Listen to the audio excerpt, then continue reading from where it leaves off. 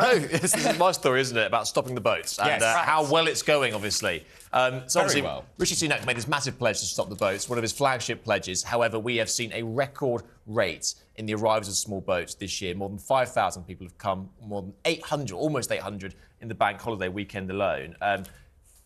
Downing Street yesterday saying Rishi Sunak still insists he can still stop the boats. However, interestingly, Labour's Pat McFadden, one of Starmer's closest allies, has said that actually anyone promising to stop the boats entirely risks overclaiming. So it's quite also a bit of a pivot from language from Labour, because they have also said we want to stop the boats. Starmer said it last week, but they seem to have a different meaning to that than Sunak. Well, surely stop the boats means stop the boat. Entirely, as in zero. Like zero. Exactly. Yes. And that's what the government is saying they will do. Labour are saying that because of all of the sort of multifaceted issues around it, actually, they won't be doing that. And they can try and get it down as much as possible, but anyone who makes grand promises to end channel crossings entirely is overclaiming. It's true, isn't it? Isn't that political suicide over? Well, it's just or is it managing expectations? It's a more nuanced version of it, right? Yeah. So Rishi Sunak had a bit of a tough day. Well, his spokesperson did yesterday. So, you know, for months they've been maintaining that there's been a dramatic decrease in the boats that have been crossing the channel, and they said it's nothing to do with the weather. This is because of their fantastic flagship Rwanda policy that hasn't obviously kicked off.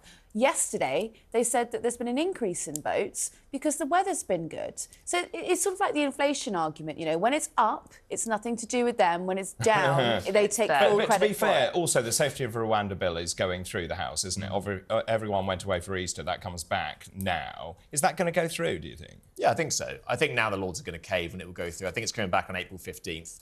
You know, there'll be like a ping pong for a couple of days and then it'll get royal assent, you know, within 24 hours or so.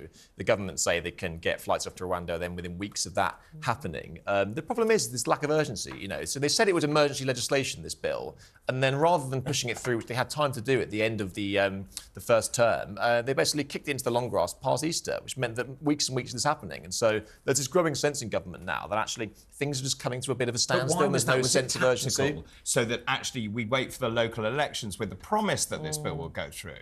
Is that the reason, do you think? It's more like a sticking point about, so the Lords want them to prove that Rwanda is a safe country, and the government can't prove that. And yeah, there is an argument that they would quite like to long it out and even actually maybe push it past the general election, because then you've got the argument that the lefty lawyers and the lefty Lords are, you know, prohibiting the government making good policy. So it's quite useful for them. Yeah, because it's not going to be particularly useful, is it, if you're sending off, you know, an asylum seeker off to Rwanda to the tune of £100 million.